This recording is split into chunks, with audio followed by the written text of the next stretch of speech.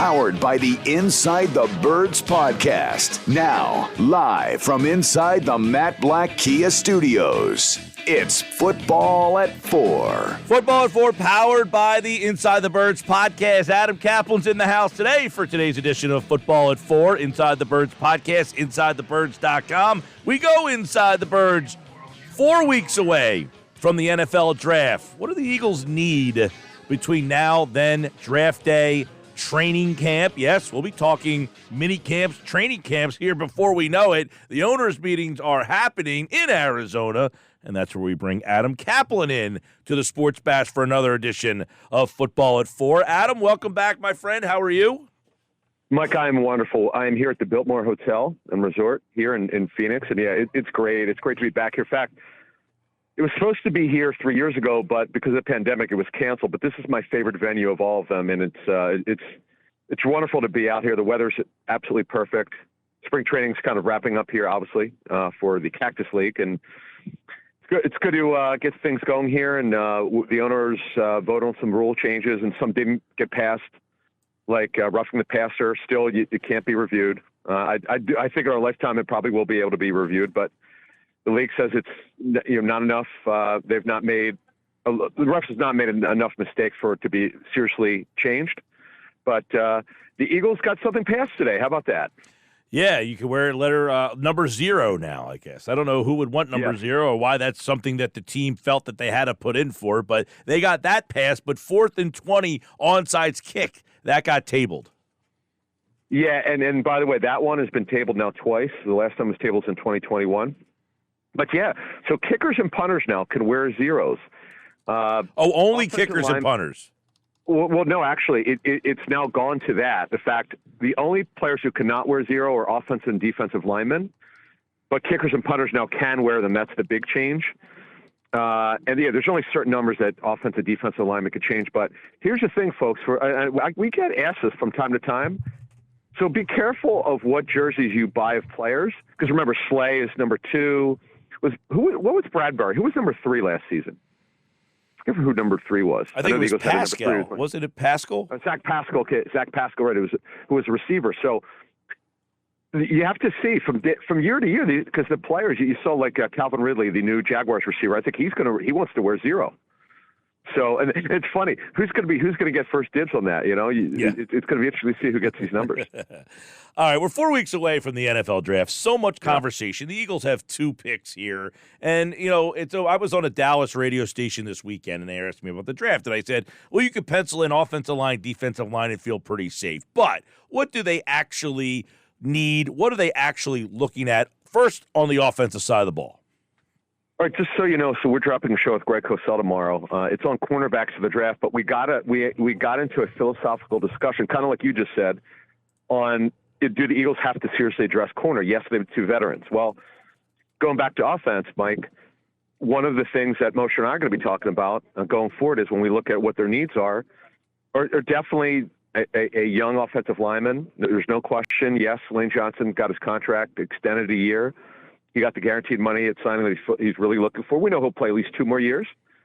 But, and I know you're mentioning this, the Eagles, historically, they don't wait until somebody retires to go draft his replacement. It doesn't have to be this year because we knew Johnson was going to come back. But within the next 2 years, they probably have to look at getting his replacement. Now, also, the Eagles could certainly, it doesn't have to be in the first round, but they could use another guard / tackle, a guy who could play 2 positions. So they definitely need to look at that. Running back also, Mike. Here's a question for you, Mike. Who is their lead back right now? Good question. We were talking about this last hour. Is it a penny? Because of what I heard Sirianni say about Gainwell today, does he have a bigger role in him this season? Yeah. And Trey Sermon. How about, with Sirianni, he's so positive about everyone, and then he's only negative when he gets pressed. And when the reporters go to training camp and they see a guy like you just talked about, Kenny Gainwell struggling, yeah, he'll admit it. But Gainwell, look, I don't see Gainwell as a feature back. He's a change-up. He's a third down back. Clearly, he was a third down back last season. He certainly can get more carries, but he got off to a slow start, Mike, last season, and he did end the season well. That'll help him get more work. But he needs to have a good offseason. That's another thing. So, but the big one was Trey Sermon. That surprised me. We'd said this During in December, Mike, when the Eagles had to make some roster moves to clear up space, we were told absolutely Trey Sermon would not be cut. And we kind of laughed because we're like, the guy had 2 carries. Is anyone going to claim him off waivers? But 2 for 27 against the Jaguars, never played after that. But they want to take a look at him because this guy was drafted by the Niners as a 3rd rounder. They thought he'd be their starter. It didn't work out, and the Eagles are obviously very happy with him. He's certainly in the mix, though, for a role. That's for sure. Okay, so running back you would think is out of the mix. I mean, Bijan Robinson at number 10, that would probably not happen, maybe at 30. But somewhere in this draft, do you think they're targeting a running back, or do they like the guys they have here? Well, again, Sermon is in the mix for first and second down work. So is Penny, obviously, but he's going to make less than $2 million. He's not even guaranteed to make the roster. If he does, that means he earned it and will have a good role. But see, here's the thing with Penny, because of his major injury history, you have to be careful of how much work you give him game to game, and that's not something you, as a coach, want to go into the season with, thinking that he's going to be your feature back. You can count on him. So could they draft another back? Yes.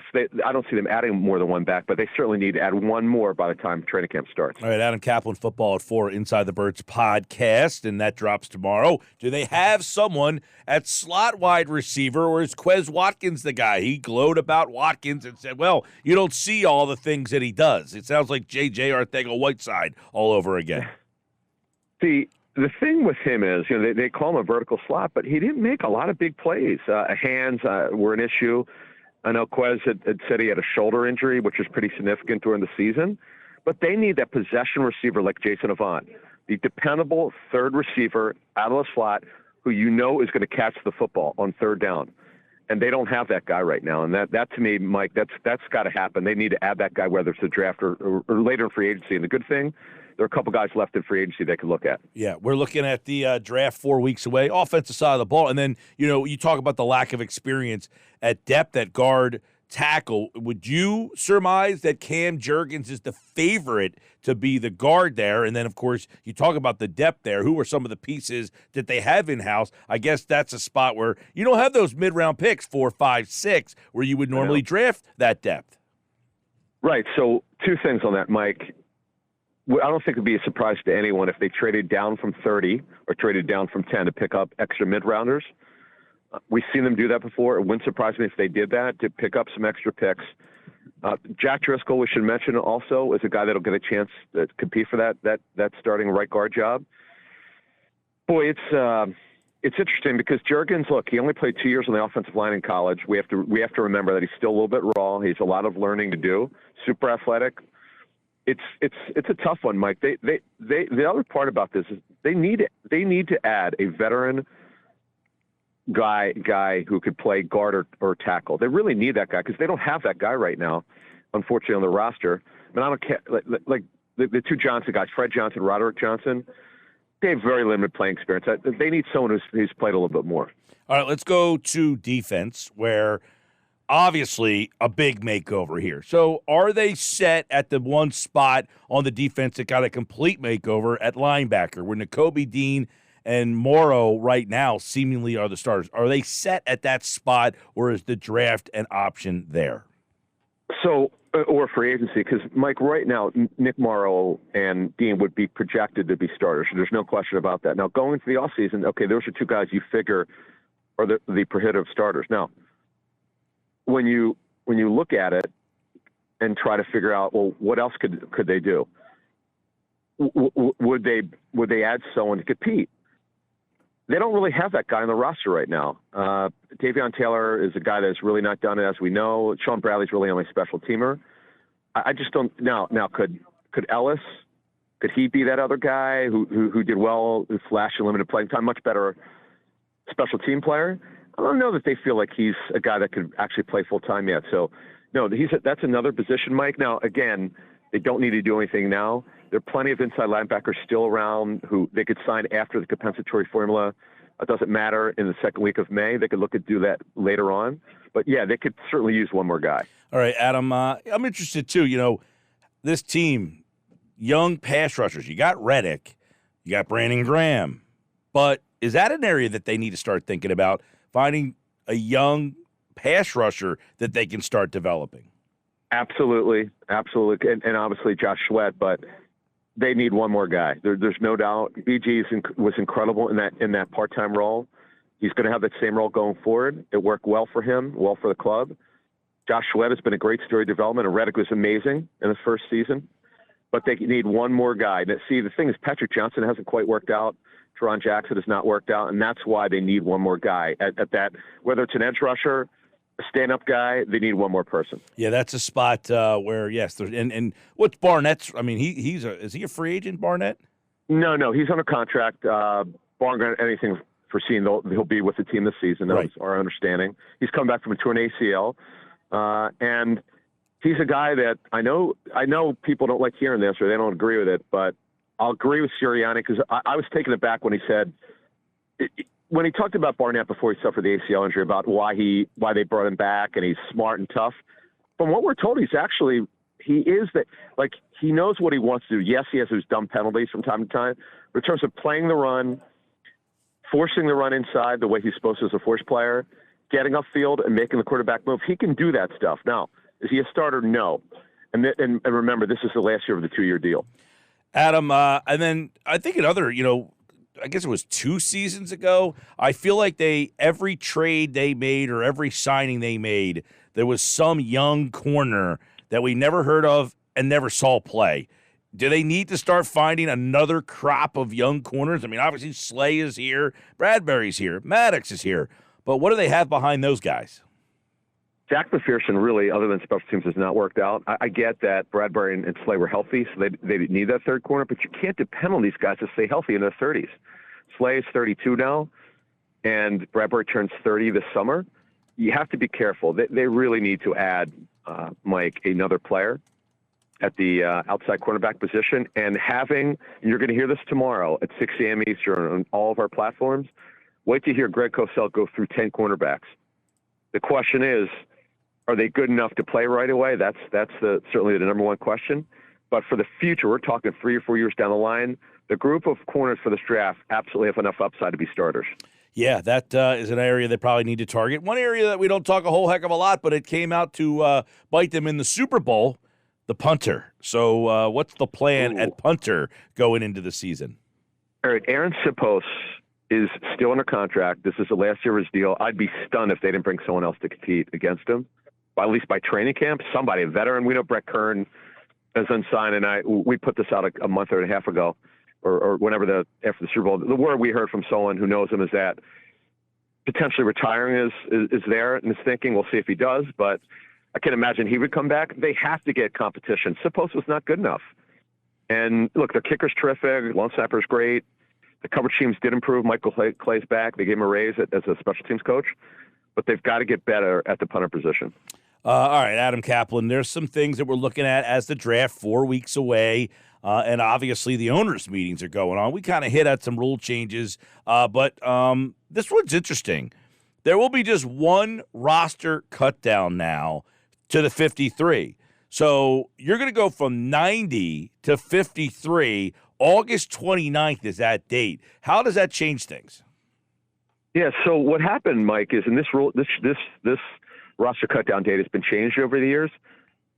Coaches do not like to have to make a decision. Let's say 10 days in a camp, you might have to cut 10 players. Well, they want to go through at least 2 preseason games before they have to make a decision, or actually 3, quite frankly.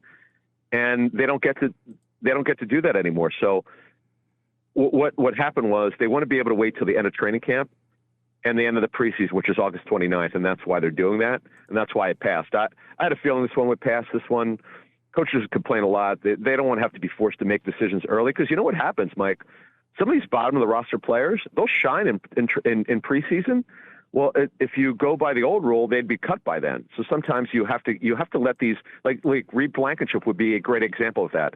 Reed Blankenship needed the preseason and all of training camp to show that he can make the roster. Yeah. Oh, there's no question that some of these guys need that opportunity to play. There's that balance of who needs that opportunity and who is just trying to get to the regular season. Do coaches, do they like only having the 3 preseason games now? I would say, Mike, yes, more than I probably anticipated when I asked that question when the rule got changed. Yes, because they know the veterans don't need more than one preseason game, and they think three is a good sweet spot. Now, they don't like two. They like three, to be honest with you. And, of course, if you play in the Hall of Fame game, you get 4 games. Yeah. Adam Caplan, do you have a thought on where Lamar Jackson will end up now? This story is interesting. This is fascinating, Mike. Chris Ballard, the GM of the Colts, went on record because Lamar is a free agent technically, though he's tagged. He's not under contract. So you could talk about a player who's not on a roster, and Lamar's not on the Ravens roster now. That one bears watching because, as someone very smart said to me this week, Ballard knows that the first 2 picks are almost certain to be quarterbacks. Well, if the top 2 guys go off the board, which we think is C.J. Stroud and Bryce Young, you've got Richardson, who's a total wild card, who needs a lot of work, but has got a tremendous upside. And then you've got Will Levis, who's got a lot of great arm talent, had some very big inconsistency this past season. Now, the roster that he played with wasn't great at Kentucky, former Penn State transfer. But that's the thing, Mike, is that there are questions. Once you drop past the top 2, Levis is very gifted, though. But when you look at Bryce Young, it's a size issue with him. That's definitely a problem. And then with Stroud, he's the best guy. It's hard to knock him. People want to know, they talk about, well, he doesn't run enough. So what? Guy's a really good pocket passer. And the other thing, the dumb narrative about, he's another Ohio State quarterback. So he didn't play with these other teams. That's these narratives about these guys could never be good because they went to a certain school. It's like the USC thing for many years. Yeah, there was definitely a run of USC receivers who are not very good. Nelson Aguilar's kind of worked out to a certain extent. There have been other USC receivers who have been good. And by the way, Drake London looks like he's going to be a player from USC. So you can throw that narrative out. I actually think that Lamar Jackson, someone asked today, where would be a good fit? They listed 4 teams. I think Jackson in Atlanta with Pitts and London would be a good fit for him. I mean, because obviously he likes to throw to the tight end and he's used to it. Pitts might be the best, underused guy in the league right now if he gets a guy who likes to use him. So that'll be something to keep an eye on as well. All right, Adam Caplan, the Inside the Birds podcast. It'll drop tomorrow with a whole bunch of new nuggets for the draft season that is getting here. And we, of course, have football at 4 tomorrow at 4 o'clock with Jeff Mosher in the house right here on the Sports Bash on 97.3 ESPN. All right, Adam. Appreciate it, bud. Thanks, Mike.